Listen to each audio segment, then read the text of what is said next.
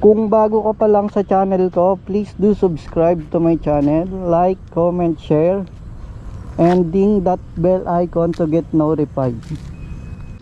Bago tayo mag-start, kilala na ba talaga natin si PCX? First model of PCX was introduced on 2011.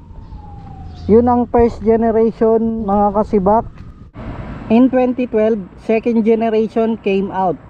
Mas nilakyan nila ang engine from 125cc into 152.9cc. 2014, third generation, and then in 2017 nilaunch nila yung two new variants, the hybrid and electric version of the third generation PCX in Tokyo, Japan. In 2018, Honda Philippines launched the third generation Honda PCX 150. And then 2021, this is the fourth generation all new PCX 160 2021. And isa pa, karamihan pala sa atin pangalan lang ni PCX ang alam. Pero kilala na ba talaga natin si PCX? Ano ba ang ibig sabihin ng acronym niya? So for the sake of this information, i-discuss ko ito sa inyo ngayon. The acronym PCX stands for Personal Comfort Saloon. So sa pangalan pa lang, alam na natin kaagad kung ano bang kayang ibigay sa atin ni PCX. Etong maliliit na details in information ay importanteng alam din natin. Hindi lang puro specs and top speed, para hindi tayo makikwentuhan ng tropa nating maraming alam. Sasabihin kayo, "Repa, alam ko ibig sabihin ng PCX. Parang kotse siya." Usapan natin, ano nga ba ang naging upgrades nito from the previous model, which is the PCX 150. So, very noticeable difference. Yung design niya, no, much more aggressive. And then lightings are all LED, from headlight, turn signals, and then brake lamp. Lahat po yun LED. Even the plate, yan makikita nyo, LED po rin po siya. And then yung front suspension nya is telescopic fork, and then yung brand nya is Showa. So wala akong masabi sa front suspension. Ang ganda ng play nya, napakaganda, walang tukod, walang lagato kahit high speed. And then may biglang pothole or bump, hindi mo mararamdaman yung lagatok or tukod. And then rear suspension is twin shocks. Yung rear shock nya naman is matagtag talaga. Yun ang napansin ko sa 3,000 kilometers na tinakbo ni PCX 160 ko. And then yung size pala ng gulong nya is 130 by 70 by 13. IRC po ang brand ng tire nya. And then front tire is 110 by 70 by 14. So may difference siya ng 1 inch. So siguro ang purpose doon ni Honda is to give a better acceleration, dahil by science, mas maliit na gulong mas madaling paikutin. So kaya siguro ganon ginawa ni Honda. Mas maliit yung sa rear tire kumpara sa front tire. Yung muffler nya bago na rin ang design nya, no. So gusto ko to, much sportier look. So since all new nga siya, halos lahat bago talaga, even the gauge. So ito yung pinaka nagustuhan ko rin sa kanya. yung gauge, dahil detalyado talaga siya.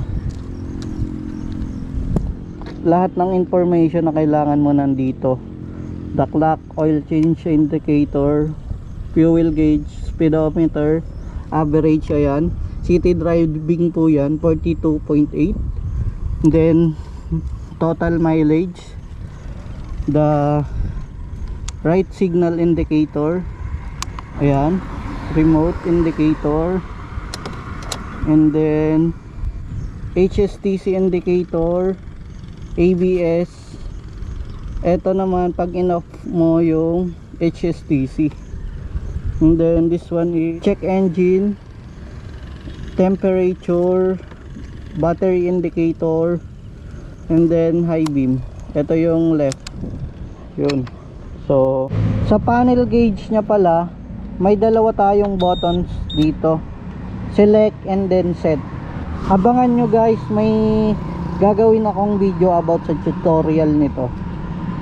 Pagdating naman sa switches, ito yung high beam, low beam, horn, signals, left, right, idling stop, yun.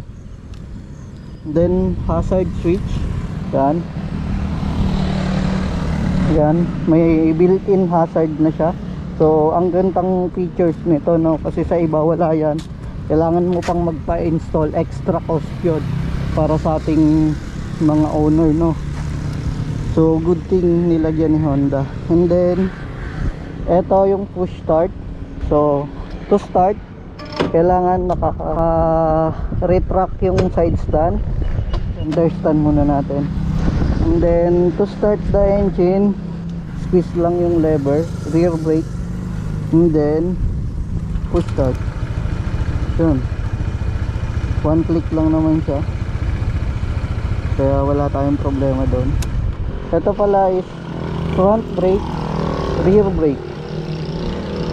So ito yung side mirrors nya, and then siguro papalitan ko to sa kana. Ayan, hindi ko ganong trip yung design, pero okay na for the meantime. I-demo ko lang din pala sa inyo yung safety feature nya sa side stand. So pag naka-on, i-on muna natin. Yan, ayan, makikita nyo naka-on yung engine. So i-demo ko lang para makita nyo rin yung safety feature nya, no? So hindi na naman to bago, kaya lang magandang meron to, lalo na sa kagaya ko makakalimutin. So iwas disgrasya to. So yan, naka-on yung engine sa side stand ko. Yan, naka-off na siya. Ayan, wala. So ayos yun, good yun para sa akin. And then yung passenger foot pegs, ang ganda nito kasi pagka hindi mo siya ginagamit, so it incorporates or complements in the design of the bike. So pag may angkas ka, bababa mo lang, ayan, ready na. Ganun din sa kabila, mga kasibak. Yan, ganun din siya. So ang ganda dahil ang linis ng pagkaka-design niya. Ito yung key ignition switch na, no. So i-off ko muna para i-demo. So paano ba siya gamitin? Long press pag naka-off yung remote. Pag red yung indicator, so ibig sabihin naka-off yung remote. So i-on natin, long press hanggang mag-green siya. Yan, naka-green na. So ibig sabihin activated na yung remote natin. Pwede na nating i-engage yung ignition. Push lang, and then makikita nyo iilaw yung ring, and then twist dito sa open ng seat at sa fuel. Yan, and then to turn on, isa pang ikot. Yan, naka-open na. So tingnan naman natin yung compartment. Yan, malaki siya, 30 liters. Kaya lang madami tayong gamit ngayon. 30 liters yung capacity niyan, guys. And then Ito pala yung side pocket ni PCX 160. Ayan, so kasya naman dyan isang bottled water or mismo even yung soft drink sa fast food, kasya naman siya dyan, kaso isa lang. Then ito yung left side pocket nya, ito yung right side. Right side is wala siyang side pocket since may access siya dito para sa emergency key.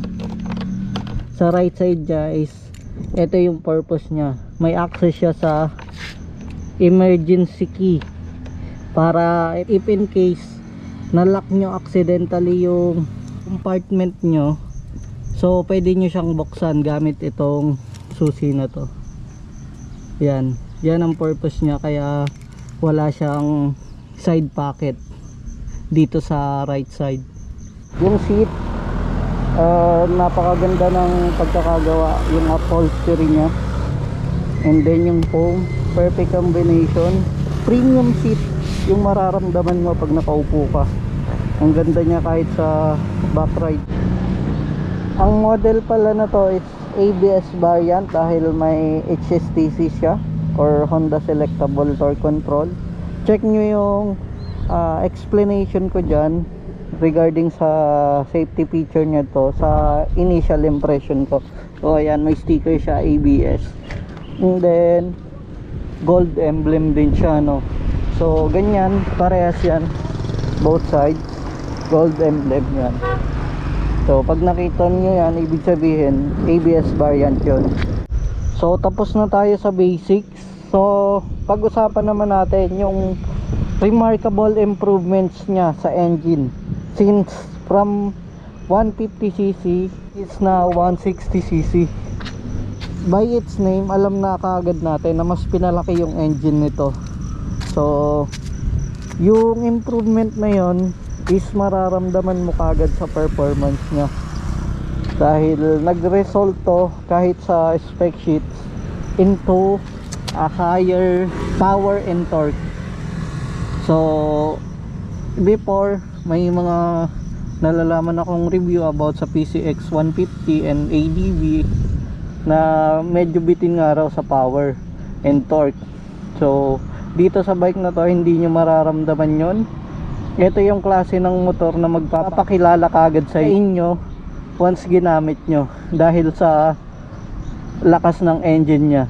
Kung makikita nyo sa first video ko sa initial impression, so nasabi ko kaagad doon na napaka-agile niya.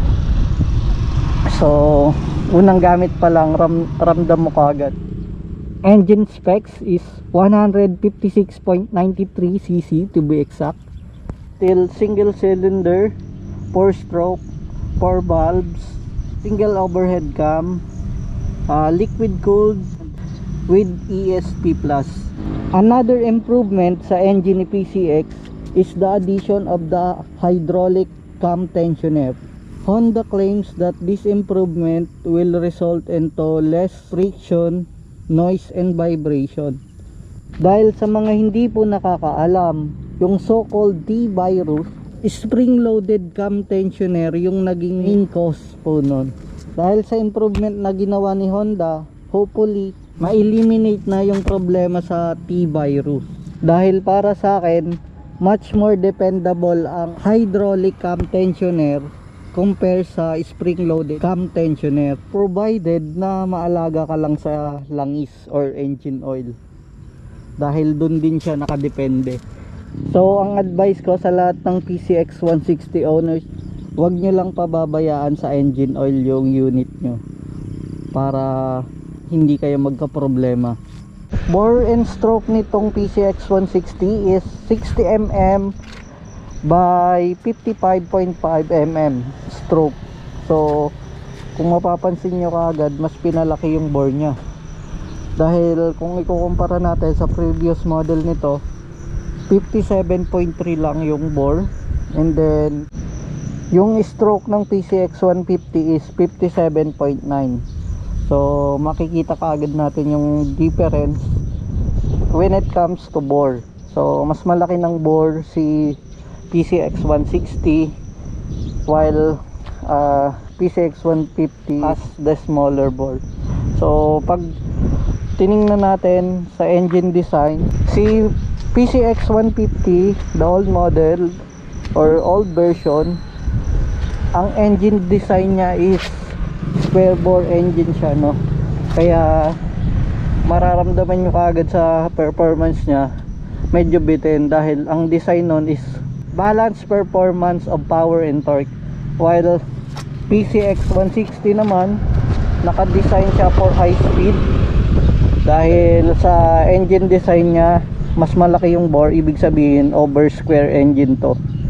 So yung mga ganitong klaseng design ng engine, design talaga to for higher engine speeds. And isa pang advantage nito is hindi masyadong persado yung makina during combustion. So plus points yun, ibig sabihin mas matibay yung makina dahil less yung load sa mga bearing. Yung improvements din sa engine nito makikita agad natin sa compression ratio, dahil etong PCX 160 is 12.0:1 yung compression ratio nya, while PCX 150 is 10.6:1. So ang laki ng diferensya, kaya yung difference na yun mararamdaman nyo kagad pag sinakyan nyo na yung motor.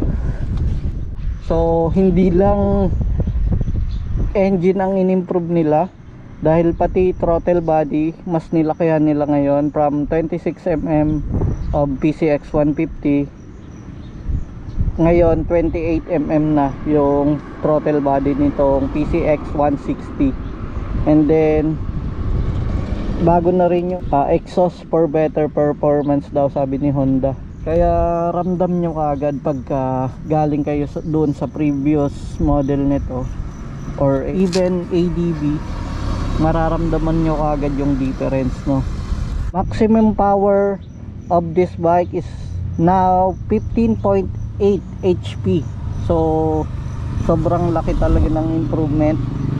Alam ko yung previous model nito, the PCX 150, is around 14.48 lang yung horsepower nya at 8,500 RPM. Kung i-compare naman natin yung horsepower ni PCX 160 sa ADB, ADB is just 14.7 horsepower. So malaking diferensya talaga yon. Pagdating naman sa torque, 11.1 pound-feet of torque yung PCX 160, and then 13.8 Nm of torque naman si PCX 150. So kung i-convert natin yon directly into Newton meter, ang equivalent ng 11.1 pound-feet of torque is 15 Newton meters of torque. So yun yung direct conversion nya. Rear tire nya pala is equipped na with disc brake. Ayan, naka disc brake na po siya. Rear disc brake yung likod, pero no ABS siya. So, compared to its previous model, alam ko drum brake lang yung PCX 150. So good thing yan. And then Nissin calipers po for both front and rear. Pati yung brake master nya, ayan, Nissin po parehas yung brand. So okay tayo doon. Bale front ABS lang ang sa PCX 160, and makikita nyo naman may sensor, ibig sabihin ABS yan pag ganyan. Yung likod wala yan, walang sensor. Fuel system ni PCX 160 is Honda calls it as PGM-FI, and transmission is automatic or V-matic in Honda's term.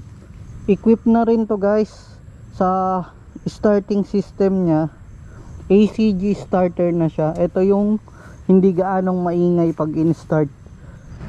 Gear oil capacity is 120 ml, and then cooling system capacity is 500 ml. Fuel naman is 8.1, so napakalaki nun. Napakaganda talaga nito sa long ride. Handlebar naman is naked, and ito yung sinasabi ko sa inyo na napakalaki ng turning radius nya.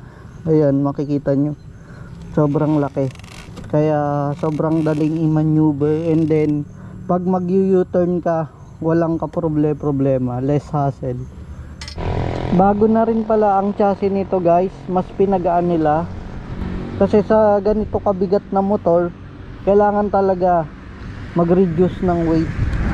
So as of now, ito na talaga yung pinakamalakas na scooter sa small cc category. Kung i-compare natin yung maximum power output and then yung torque ng PCX, other top scooters like Aerox and NMAX, di hamak na mas mataas talaga yung power output nito at torque.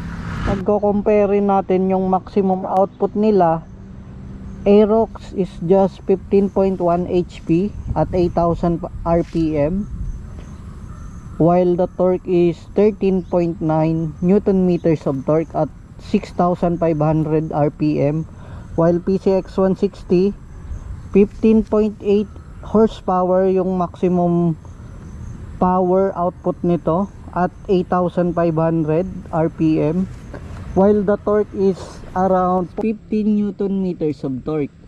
Based on spec sheet, kitang kita na naman natin na talagang lamang na lamang si PCX pagdating sa maximum power and torque. No to brand war tayo guys, ginagawa lang natin to for the sake of comparison. So based on spec sheet, mas malakas si PCX, but sa actual, syempre ibang usapan yun. Dahil we have to take into consideration na si Yamaha, both Aerox and NMAX, ay hindi lang nakadepende sa maximum power and torque output. May technology kasi siya na wala sa PCX. Yun yung VBA or variable valve actuation. So paano ba yun? Well, ang purpose lang nun is para siyang turbo. Bali sa BBA, may dalawang cam profile. May isang gumagana sa low RPM at meron din sa high RPM. Pero kung PCX user kayo at ang aim nyo is mas pabilisin or palakasin yung PCX natin, wala namang problema yun. Kayang kaya yun. Ang dapat lang natin gawin ay palitan natin yung stock fly balls, dahil alam naman natin mas magaan na fly ball is mas may dulo siya. And eto rin yung napansin ko sa mga Honda motorcycles, no, laging ang set nito or laging nakatono siya for daily commute. Papansin nyo, yung stock fly balls nito is napakabigat, 19 grams. So dahil doon siya dinesign ni Honda, ang na-compromise naman is yung top end performance. Kaya kung mapapansin nyo, mababa talaga yung top speed. Yung pinaka mataas ko pa lang na top speed dito so far is 118. So mababa yon compare sa competitors niya like NMAX and Aerox. Pero mas mabilis niya naman maabot yung top speed. So in short, malakas yung acceleration niya compared sa NMAX or Aerox. Well, si Yamaha, ang design niya naman is more focus on racing. Kaya makikita nyo sa lahat ng design nila, halos lahat aggressive. And then yun nga, nilagyan nila ng turbo or yung BBA para mas maging optimal yung performance ng bike. So si Honda naman, ang focus niya is for everyday commute and then fuel efficiency. So magkaiba sila guys. Isa din pala sa in-improve ni PCX, alam ko sa PCX 150 tatlong buttons yun pero dito dalawa na lang. So mas gusto ko to for practicality dahil user friendly na siya, dahil dalawang buton na lang yung iintindihin mo. Yung seat height niya naman guys is 784mm lang. So alam ko mas mababa siya na sa NMAX ng 1mm. And then ako 5'3" lang yung height ko, and then abot ko naman siya, kaya lang tiptoe. Ayan, kung makikita nyo, ayan yung paa ko, tiptoe lang yung paa ko. pero kayang kaya naman. Ayan, kaya kung 5'3" yung height nyo, ganyan yung magiging itsura pag nakasakay kayo sa motor. Sa ganitong klaseng motor, may tatlong riding position kayo na pwedeng pagpilian.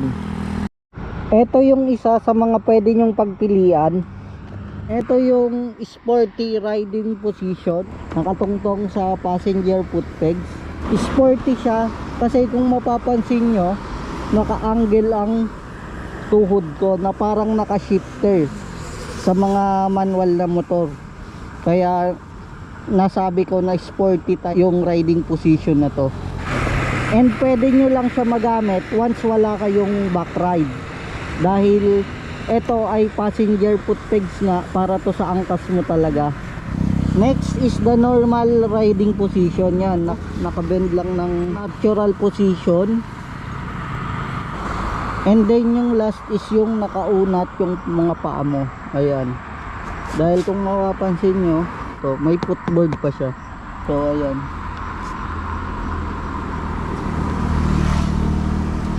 gamit na gamit yan guys, lalo sa long ride. Dahil pag malalayo yung biyahe mo, from time to time kailangan mo talagang mag-stretch ng mga paa para hindi ka mangawit.